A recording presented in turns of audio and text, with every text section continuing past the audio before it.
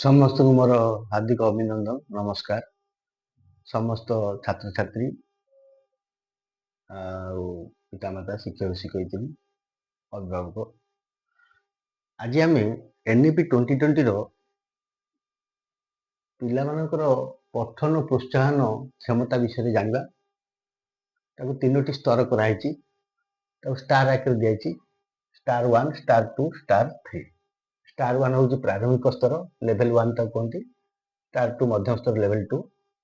Star 3 ହେଲେ ଉନ୍ନତି ସ୍ତର, ଲେଭେଲ 3। ଷ୍ଟାର 1 କୋଉମାନେ ରହିବେ? କୋଉ ପିଲାମାନେ ଅକ୍ଷର ଓ ଶବ୍ଦ ପଢିପାରୁଥିବେ, ଶବ୍ଦ ପଠନ। ଷ୍ଟାର 2 ରେ ପିଲାଙ୍କର ପଠନ ସ୍ତର ହେଉଛି ବାକ୍ୟ, ଖଣ୍ଡବାକ୍ୟ ପଠନ। ଏମିତି ପିଲା ଅଛନ୍ତି ବାକ୍ୟ ପଢିପାରୁଛନ୍ତି, ଖଣ୍ଡବାକ୍ୟ ପଢିପାରୁଛନ୍ତି, କିନ୍ତୁ ସମ୍ପୂର୍ଣ୍ଣ ଅନୁଚ୍ଛେଦ ପଢିପାରୁନାହାନ୍ତି। ଷ୍ଟାର 3 ହେଉଛି ଲେଭେଲ 3, ପଠନ ସ୍ତର ହେଉଛି ଅନୁଚ୍ଛେଦ। ଲେଭେଲ 3 ର ଅନୁଚ୍ଛେଦ ପଠନ, ପିଲା ଆରମ୍ଭ କରିବ ଅନୁଚ୍ଛେଦଟି ସେ ଯେମିତି ପଢିବା କଥା, କମା, ପୂର୍ଣ୍ଣଚ୍ଛେଦ, ବିରାମ ଚିହ୍ନ ଯୋଉଠି ଯାହା ରହିକିରି ପଢିବା କଥା ସେମିତି ଠିକରେ ପଢି ପାରୁଥିବ, ସେଇଟା ହଉଛି ସେ ପିଲାର ଲେଭେଲ ହଉଛି ଲେଭେଲ 3। ତେଣୁ NEP 2020 ନୂତନ ପାଠ୍ୟ ଯୋଜନା ଅନୁସାରେ ସବୁ ପିଲା ବହି ପଢି ପାରୁଛନ୍ତି ନା ନାହିଁ, ପିଲାଙ୍କୁ ଶ୍ରେଣୀ ସ୍ତର ଅନୁସାରେ ଆମେ ଷ୍ଟାର 1, ଷ୍ଟାର 2, ଷ୍ଟାର 3 ରେ କ୍ଲାସିଫିକେସନ କରାଯାଉଛି ମଧ୍ୟ। ତେଣୁ ଯୋଉ ପିଲା ଷ୍ଟାର 1 ରେ ରହିଲା ଅକ୍ଷର ଶବ୍ଦ ପଢିପାରୁଛି, କି କିଛି ପଢିପାରୁନି, ଅକ୍ଷର ବି ଚିହ୍ନି ପାରୁନି, ତାକୁ ଆମେ ଷ୍ଟାର 2 ରୁ ଷ୍ଟାର 1 ରେ ରଖୁଛୁ। ଷ୍ଟାର 1 ରୁ ଷ୍ଟାର 2 କୁ ପ୍ରମୋଟେଡ କରାହବ। ଷ୍ଟାର 2 ପିଲାକୁ ଷ୍ଟାର 3 କୁ ପ୍ରମୋଟେଡ କରାହବ। ଏଇଟା ହଉଛି ଲକ୍ଷ୍ୟ, ଶିକ୍ଷାର ଲକ୍ଷ୍ୟ। ନୂଆ ପାଠ୍ୟ ଯୋଜନାରେ ସମସ୍ତେ କେମିତି ପଢିପାରିବେ ଆଉ ପ୍ରତି ମାସରେ ପିଲାଙ୍କର କେତେ ଉନ୍ନତି ହେଉଛି ତା ପାଇଁ ରେକର୍ଡ ମଧ୍ୟ ମେଣ୍ଟେନ କରାଯିବ। ତେଣୁ ଆଜି ଆମେ ଏଇ ଟେଷ୍ଟ କରିବା ପାଇଁ ପିଲାଙ୍କୁ ତ ପଢେଇଲେ ଜଣା ପଡିବ ନା ପିଲା କୋଉ ସ୍ତରରେ ଅଛି। ତେଣୁ ପିଲାଙ୍କୁ ପଢେଇକିରି ଗଳ୍ପ ମାଧ୍ୟମରେ ପଠନ ସ୍ତର ଚୟନ କରିବା। ଗଳ୍ପଟି ହେଉଛି ବାଘ ରାଜାର ପୁଅ ବାହାଘର। ଏ ଗଳ୍ପ ସବୁ ପିଲାମାନେ ଜାଣିବେ, ଛାତ୍ରଛାତ୍ରୀ ଜାଣିବେ, ପିତାମାତା ଜାଣିବେ, ଶିକ୍ଷକ ଶିକ୍ଷୟିତ୍ରୀ ଜାଣିବେ, ଅଭିଭାବକ ମଧ୍ୟ ଜାଣିବେ। ଗଳ୍ପଟିର ଏଇ ବହିଟା ଦେଖନ୍ତୁ। ଏଇ ବହିରୁ ଜାଣିପାରିବେ ବାଘ ରାଜାର ପୁଅ ବାହାଘର। ତ ବର୍ତ୍ତମାନ ଲେଖକ ହଉଛନ୍ତି, ଏଇଟା ହଉଛି ଷ୍ଟାର 3। ପିଲା ପୁରା ଅନୁଚ୍ଛେଦ ସହ ପେଜ ବି ପଢିବ, ସୁନ୍ଦର ଭାବରେ ଲେଖା ହେଇଛି। ଦେଖନ୍ତୁ ଚିତ୍ର, ବାଘ ରାଜାର ପୁଅ ବାହାଘର, ଲେଖକ ଶରତ କୁମାର ନାୟକ। ବର୍ତ୍ତମାନ ମୁଁ ଗପଟି ପଢିବି, ସମସ୍ତେ ଗପଟିକି ଶୁଣିବେ ଆଉ ଗପଟି ମଧ୍ୟ ପଢିବେ। ଝାଡ଼ ଜଙ୍ଗଲର ରାଜା ମହାବଳ ବାଘର ମନ ଭାରି ଦୁଃଖ। କଥା କଣ କି, ନିଜର ଏକମାତ୍ର ପୁଅର ବାହାଘରଟା ଭାଙ୍ଗିଗଲା। ଚନ୍ଦକା ଜଙ୍ଗଲର ବାଘ ରାଜାର ଝିଅ ସହିତ ପ୍ରସ୍ତାବ ପଡିଥିଲା। ଚନ୍ଦକା ଜଙ୍ଗଲର ବାଘ ରାଜାଙ୍କ ଝିଅ ସହିତ ପ୍ରସ୍ତାବ ପଡିଥିଲା। ଝିଅ ଘର ତରଫରୁ ସମସ୍ତେ ବୁଲି ଆସିଲେ ଝାଡ଼ ଜଙ୍ଗଲକୁ। ସବୁ କଥା ଛିଡ଼ିଥିଲା। ଝାଡ଼ ଜଙ୍ଗଲର ସବୁ କଥା ବି ମନକୁ ପାଇଥିଲା, ହେଲେ ଗୋଟିଏ କଥା ପାଇଁ ବାହାଘରଟା ଭାଙ୍ଗିଗଲା। ସେ କଥାଟି କଣ? ଝାଡ଼ ଜଙ୍ଗଲର ରାଜା ନିଜ ମନ୍ତ୍ରୀ ଭାଲୁକୁ ଡକାଇଲେ। ଡାକରା ପାଇ ଭାଲୁ ତୁରନ୍ତ ଆସି ହାଜର। କହିଲେ, ମଣିମା, କାହିଁକି ବ୍ୟସ୍ତ ହୋଇ ମତେ ଡକାଇଲେ? ଆଦେଶ କରନ୍ତୁ। ରାଜା କହିଲେ, ମନ୍ତ୍ରୀ ଭଲ୍ଲୁକ, କାନ ଉଠିବା ଦିନରୁ ଯେଉଁ କଥା ଶୁଣି ନଥିଲି ଆଜି ତାହା ଶୁଣିଲି। ଆଚ୍ଛା, ଏ ପାଇଖାନା କଥାଟା କଣ? ସେଇଟା ଆମ ରାଜଉଆସରେ ନାହିଁ ବୋଲି ପୁଅର ବାହାଘରଟା ଭାଙ୍ଗିଗଲା। ମୁଁ ତ ପାଇଖାନା କଣ ଜମା ଜାଣିନାହିଁ। ଲାଜରେ ମଧ୍ୟ ଏ ବିଷୟରେ ଚନ୍ଦକା ଜଙ୍ଗଲ ବାଘ ରାଜାଙ୍କୁ କିଛି ବି ପଚାରି ପାରିଲି ନାହିଁ। ତେଣୁ ପିଲା ଏଟା ପଢିବେ। ଏଟା ହଉଛି ନେକ୍ସଟ ପ୍ୟାରାଗ୍ରାଫରେ ଅଛି ପଞ୍ଚଦ। ମନ୍ତ୍ରୀ ଏକଥା ଶୁଣି କହିଲେ, ପାଇଖାନାଟା କଣ? ମହାରାଜା, ଏଇଟା କିଛି ଗୋଟେ ଅଦ୍ଭୁତ ଜିନିଷ। ମୁଁ ଆମର ରାଜବୈଦ୍ୟ ହନୁକୁ ପଚାରି ଆପଣଙ୍କୁ ଜଣାଇବି। ମନ୍ତ୍ରୀ ଭଲ୍ଲୁକ ଠାରୁ ଖବର ପାଇ ରାଜବୈଦ୍ୟ ହନୁ ଆସି ପହଞ୍ଚିଲା। ସବୁ କଥା ଶୁଣି ଅଳ୍ପ ଟିକେ ହସିଲା। କହିଲା, ମହାମନ୍ତ୍ରୀ, ପାଇଖାନାଟା କିଛି ଗୋଟେ ଅଦ୍ଭୁତ ଜିନିଷ ନୁହଁ। ଏ ବିଷୟରେ ମୁଁ ଭଲ ଭାବେ ଜାଣିଛି, କାରଣ ମୁଁ ମଣିଷ ମାନଙ୍କ ଗାଁ ସହର ସବୁ ବୁଲୁଛି, ସବୁ ଦେଖିଛି ମଧ୍ୟ। ମନ୍ତ୍ରୀ କହିଲେ, ତେବେ ତୁମେ କାଲି ରାଜସଭାକୁ ଆସ। ସେଠାରେ ଆମ ରାଜା ଏବଂ ସେଠାରେ ଥିବା ପ୍ରଜାମାନଙ୍କୁ ଏ ବିଷୟରେ ବୁଝେଇଦେବ। ଏ ଥିଲା दक्षिण पार्श्व पेज फटो उठी लेखा। तैयार दिन राजा सभा ठीक समय आरंभ होला। बाघ राजा समेत हाथी भालू बारह हरिण ठेकुआ मयूर इत्यादि सब पशुपक्षी निज निज आसन में बसी था। राजवैद्य हनु मंत्री भालू पाख आसन में बसी थाए। बाघ राजा पचारे, हनु वैद्य तुम्हें पायखाना विषय कौन जांच कह। हनु वैद्य राजा को प्रणाम करी कहवा आरंभ कला, महाराज पायखाना हूँ एक स्थान जो मल त्याग कराए। ए कथा शुणी समस्ते ठो ठो हसी उठिले। बाघ राजा कहले, क्यों जंगल सारा जगह पड़ी, जो इच्छा से मल त्याग कर कौन असुविधा अच्छी जे पुणी पायखाना बोली गोटे स्थान तैयारी हेबो। हनु वैद्य कहला, महाराज आम जंगल में पायखाना नहीं बोली तो गत वर्ष डायरिया रोग व्यापी केते जीवजंतु अकाल मरीगले। यहाँ से पेज।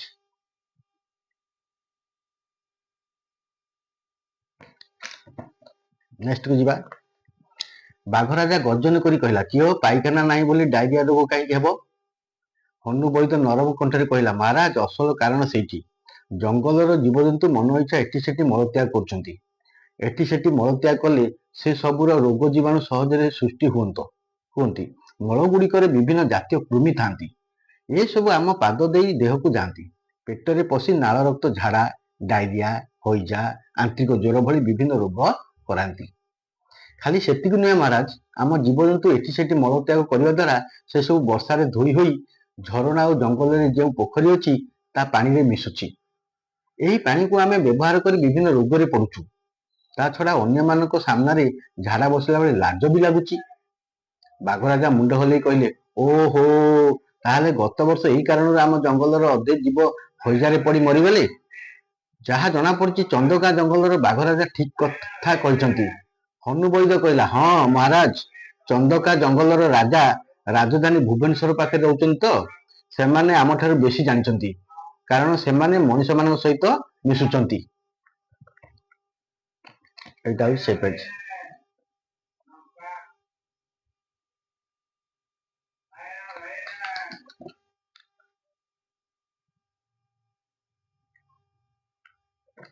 नेक्स्ट पेज अच्छी। बाघ राजा कहले, हाँ मनुष्य मान ठारू ये सब चंदका बाघ राजा शिखिथिबे। अच्छा हनु वैद्य सबु गाँव में मनुष्य माने कौन पायखाना व्यवहार करछंती। हनु वैद्य मुंड हलाई कहला, महाराज मनुष्य मानकर बहु गाँव में एपर्यंत भी पायखाना नहीं। एबे भी अनेक लोक गाँ पाख बिल बाड़ी रे मलत्याग करछंती। एथिपाई गाँ गाँ रे सरकार तरफ विभिन्न अनुष्ठान तरफ लोक मानक ए विषय बुझे दिया जाउची। महाराज ए अल्प दिन तले देखिथिली गोटे गाँ रे छोट छोट स्कूल पिला माने हाथ रे लेखा बोर्ड धरी शोभा यात्रा करी प्रचार करथिले। सेथिरे लेखा थिला, गाँ गाँ रे पायखाना हेउ महिला दुर्गंध दूरेई जाऊ। बाघ राजा हनु वैद्य कथा को बेस प्रशंसा कले। आउ संगे संगे आदेश देले, महामंत्री तुम्हें हनु वैद्य संगे परामर्श करी तुरंत आम राज्य रे पायखाना तैयारी करी व्यवस्था करो। आज पई सभा कार्य एतिक शेष होला। तैयार दिन सकाळु सकाळु हनु वैद्य जाई चंदका जंगल रे हाजर। चंदका जंगलर बाघ राजा को देखा करी सबु कथा कहला। चंदका बाघ राजा सबु शुणी भारी खुशी हेले। पायखाना केमिति तैयारी हेबो तार सब बंदोबस्त करदेले। तांको राइजरु पायखाना किपरि झाड़ जंगल को जीवो तार मध्य व्यवस्था करदेले। एटा होची सेई पेज। तो पिला माने पढ़िबे भल भाव शुणिबे पढ़िबे गप बापा पितामाता अभिभावक माने मध्य पिला मानकु पढ़ेबे। चंदका जंगल रे आसीथिबा गधिया दिन 6टा भितरे झाड़ जंगल उआसरे 2टा पायखाना तैयारी करदेला। 3 पाखरे कांथ उठिला, आ गोटे पाखरे एक टीण कबाट लागिला। ऊपर टीणर छात पड़िला। पहाड़ झरणारू पानी पाइप लगेई पायखाना रे जोड़ी दियागला। खाली सेतिक नुहे, झाड़ जंगल आहुरी 20टा पायखाना दरकार बोली तांको राजांकु गधिया जणैला। बाघ राजा महाबलंको आदेश रे झाड़ जंगलर सब जीवजंतु पुणी एकाठी हेले। चंदका जंगलर गधिया समस्त को बुझाइला किपरि पायखाना व्यवहार करिवो। से कहला, पायखाना को जिबा बेले चप्पल पिंधि जीवो, फल कौन रोग जीवाणु पाद दे देह भीतर को जाई परिबो नाही। पुणी पायखाना रे बसिया पूर्व याकू पानी ढाली ओदा करदेबो। मलत्याग पर भल करी पायखाना रे पानी ढाली ताकू सफा करवा। बाहर को आसी साबुन लगाई हाथ गोड़ धोइबा ना आउ अपरिष्कार हेबो। ନା କେଉଁଠି ଗନ୍ଧ ରହିବ? ଏଇଟା ସେଇ ପେଜ।